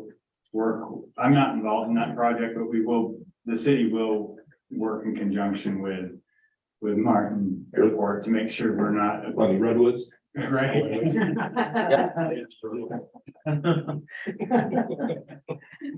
Yeah, I didn't wanted to make sure that it didn't end up where, you know, by the time you ended up drawing all the lines, there wasn't any place actually left. So thank you. Councilmember Sherman? I don't have any questions. This is obviously very different than anything that we've had before, like our previous annexations have been one property, like Lauren is saying, that wanted to join. And then we present the offer to the neighboring properties in case they want to be part of that same application. So I think the way that this is presented and recommended looks good. Strong case. Thank you. Thank you. Councilmember Boyle? No questions. I absolutely agree. All right. Is there any further discussion? Councilmember Jessup? Thank you. One clarification, one quick question. Quick question would be, in the zoning portion of this, we talked about housing. Does this also leaving room for like small businesses and such? Yeah, so we need to iron out the land use on the airport site. There's part of the property that Martin Airfield owns that does have a land use of urban residential, and then there's some stuff down on the lower bluff that we need to figure out. So there are some things we need to possible. Yeah. And the other one is, and I don't want to give more reason for going crazy, but a month or two ago, did we discuss something of a water tower just south of this? Mike's working on, yes, we're working on. We talked about that like a month or two ago, right? So in terms of like access and. Yeah. Yeah, we're in design with JEB engineers for a water reservoir that'll be on the bluff between the gun range and this property. If I saw a map correctly, that goes right down the hill to this property. Right. So the concern of anything of that nature is kind of taken care of. Yeah. Assuming all that goes well. We were working on sizing the water tower for real. That's fantastic. Yeah, thank you. It does go back to, all the plans that we've been making is with the assumption of one day being able to annex this area in, that we would annex our urban growth there. Right Sure, no, within it, no, so yes. Appreciate it very much. That was great. All right. Councilman Peterson, did you have a question or comment? Did you have a reworded motion? Did you? Yes, I can read that for you Well, if you'd like. can you give it to Or he can read it and we can just say the what council? he said. Would you? what do Okay, you want? Councilmember Peterson, are you giving him a proxy to voice it? Yes, I will. Motion to geographically modify the annexation to include the right of way of Whitman Drive. Require the simultaneous adoption of zoning regulations. Require the assumption of all or any portions of existing city indebtedness by the area to be annexed. And set a public hearing date of July 11th, 2023. Okay, so that motion was made by Councilmember Peterson. Is there a second? Second. Councilmember Jessup, was that the or? Second, yes. Okay, okay. So the first and a second, any further discussion? All right, let's vote. All in favor, say aye. Aye. Aye. Any opposed? All right, the ayes have it, the motion is passed. Thank you. Thank you, Thank you. and thank you for being here and helping us with those questions. Thank you. Next, Mr. Rickard's gonna present on another annexation, the row annexation. Okay, so the row annexation, we've actually had in possession since I think April of last year.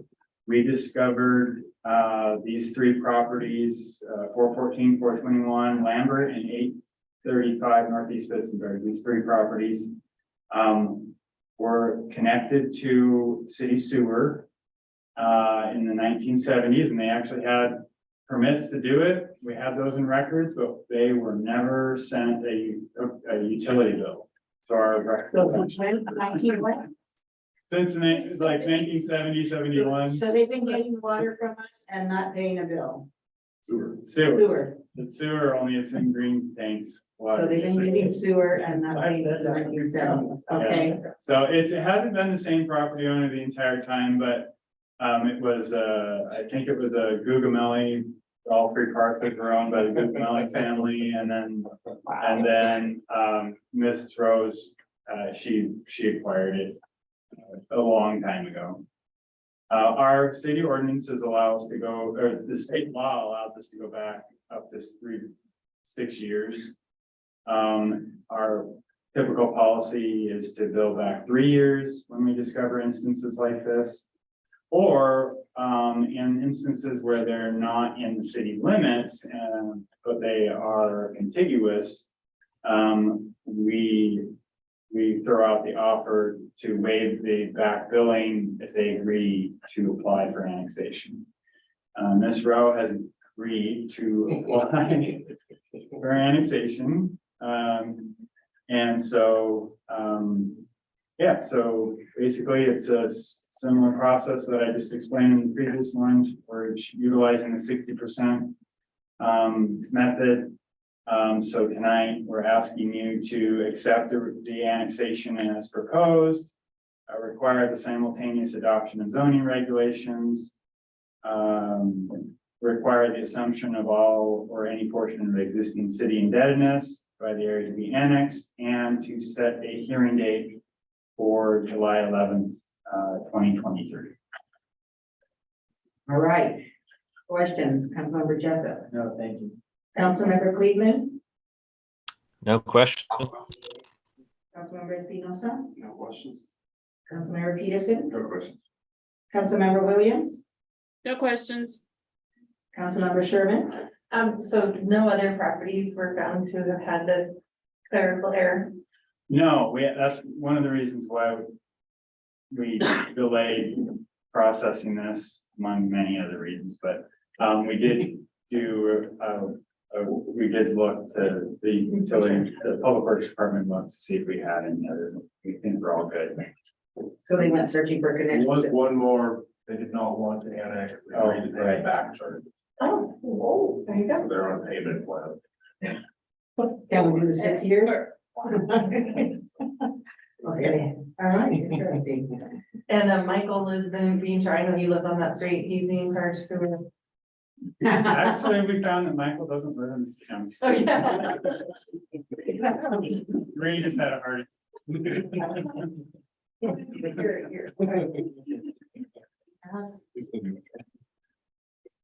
That's me. I don't think Michael heard it. He was 5 minutes. I wasn't able to hear the comment, but I knew it was a joke at my expense in some way, you know. Everything's fine. Councilmember Royal. No questions. All right, so if there's no further discussion, is there a motion? I'll make a motion to require the simultaneous adoption of zoning regulations, require the assumption of all or any portion of existing city indebtedness by the area to be annexed and set up a public hearing date of July 11th, 2023. One second. First and second, any further discussion? Did you include accept the annexation as proposed? That's It's not in there. It's not in as there, well. but, and to accept the annexation as proposed. Thank you. Second, repeat your second, okay, Sorry. let's vote. All in favor, say aye. Aye. Aye. Any opposed? All right, unanimous, the ayes have it and the motion is passed. All right, let's see, there's one administrative report on the agenda tonight. Mr. McAndrews and Mr. Wolf will present on the water quality report. Thank you. Yeah, and we can thank Councilmember Peterson for this late one. I understand there was a question at a previous meeting that I was not at about the water quality report, so. I've asked the water quality operator, Kevin Wolford, to come and to answer any questions. If you Okay. do a brief overview, if you don't mind, brief, and then if there's questions directly about it, hopefully Kevin and I can answer them. Sure. Well, I believe it was Councilmember Espinosa actually that had requested it, right? So did you have any specific questions you would like for them to address? Well, you know, as I was reading through the report, I just wanted to gain a better understanding of what some of the contaminants or pollutants might have been present in the water. I read through it. I know that we took some corrective action, but, you know, can you explain what happened there and what we're doing to prevent it? Sure, yeah, thank you. There's always the possibility of some contaminants being present in the water. Where either we have non-detects, or we have state reporting level, or we have maximum contaminant levels. It's all governed by the State Department of Health. So we didn't exceed anything, we didn't have any, we didn't even meet the state reporting level, we have non-detects or below that. So there were some samples missed during that specific quarter. We were never in any compromised situation. There are contaminants, like, you know, there's some man-made contaminants like herbicides, pesticides, things like that. Those are synthetic. We also have, inorganic chemicals like magnesium, iron, calcium that are naturally occurring. So there's a lot of different things in there. And in the report, we're required to mention that there's always the potential of contaminants in the water, but it's safe according to State Department of Health guidelines. I will add the tests that were missed when we had a previous employee who's no longer with us, that was a water quality operator. Kevin has stepped up since then and has done a phenomenal job of keeping us on track and getting all of our tests taken and submitted on time and meeting the requirements, so. So the issue wasn't the testing wasn't done properly, or we missed some testing? There was a test date that we had for a particular test that didn't get done and submitted. And so it wasn't that we had a contaminant, it was that we didn't have proof that we didn't have a contaminant, if that makes sense. You didn't have proof. So we didn't have a test showing that our water was clean like it normally is, like every other test has shown during this one period that we were required to report. And so we didn't have a test showing there's, you know, something in our water system. A test just didn't get submitted. And so we are required to put in our water quality report that the test didn't get submitted, and we cannot positively say there wasn't contaminants in the water during that time frame because we didn't have tests to prove so. Like, you're pretty sure there was. We are pretty sure. Well, you've got bookends, you've got Yeah. a beginning test and an ending test. And the ending test is okay, so the assumption is there was nothing in between, yeah. Correct. Or something that was increasing, or, yeah. Correct. Robert? These were quarterly. This one happened to be quarterly testing. We have almost 6 quarters since that. We have numerous quarters before that. So, you know, I'm very confident. Yeah. Great. What have we changed the policy for the city so that this doesn't get missed again? No. We didn't change the policy. There was, the person that was doing it didn't follow the policy. The And what, policy didn't change. The personnel changed. thought maybe there'd be a catch-all or a safety net. It's Kevin. Safety nets to catch all. It's just one human being, so, and you make mistakes. There's hundreds of tests that have to be taken in a year, some are quarterly, from all kinds of different sources. It's a lot of organization, so the fact that it got missed, you know, I understand. I'm pretty careful, especially since it happened, and it's embarrassing to put that one to fall report and put my name behind it. So we're really careful. Going forward, yeah. Thank you for the clarification. I think, you know, it just raises a lot of questions in the community. People start getting concerned with things that have happened elsewhere. So it's good to have an understanding of, it was a process issue. That actually, the water quality itself is just something that was missed along the process. So thank you for explaining that. Were there any other questions or concerns or clarification needs regarding our water quality report? Was there anything either one of you wanted to add? No, you're good? All right. All right, well, thank you both so much for taking the time to do that. It is reassuring to understand what happened. Okay, so, actually, I did ask nobody else had any questions, correct? Correct. All right, just want to make sure that anyone had anybody else. Okay, there are 4 informational reports on this agenda for you to review. If you haven't done so, please review them. And we do not have an executive session tonight. So is there anything else for any other business for good of the order? Mayor, I want to commend you on that. Your involvement in that wonderful block party. Oh, yes, I applaud to the I staff. tell you, that was something. Wasn't it? It was Um, really successful. Very, yeah, you had a lot of young people and they involved with the university with the vendors and, that was really, yeah, that's exceptional. Yeah. They did Nice job. They did, it was a truly integrated Yeah. type of event with the university and the community and vendors from all over. Sure, you guys did. And you heard about the chocolate. Oh, yeah.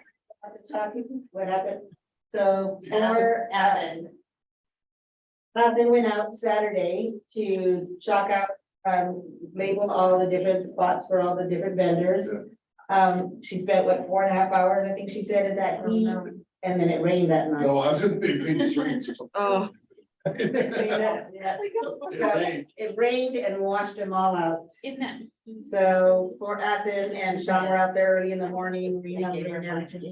Wow. So there was even an unexpected extra step that had to go. But yes, applaud to They're them really good at it. and all the departments that participated. That was really great. Thank you. And thanks for all who attended. It was really, really fun. It really was. Yeah. I really appreciate whoever it was that thought of putting this together and all the staff that worked on it. My students were so excited. And they were like, that's so cool what you did. And I'm like, well, I really didn't do anything, but I will pass that on. So Good. They seem to have enjoyed themselves and we enjoyed having them provide live music. Yeah. All right, if there's nothing else, if there's no objection, we have a motion to conclude the meeting. So move. All right, we have a first and Do we have a second? Did I hear Melody? Did you second that? Second. All right, so if there's no objection, the meeting is concluded at 9:04 PM. Thank you. Bye. We got a lot of good work done. Yes. Thank you. Consequential meeting. Yeah.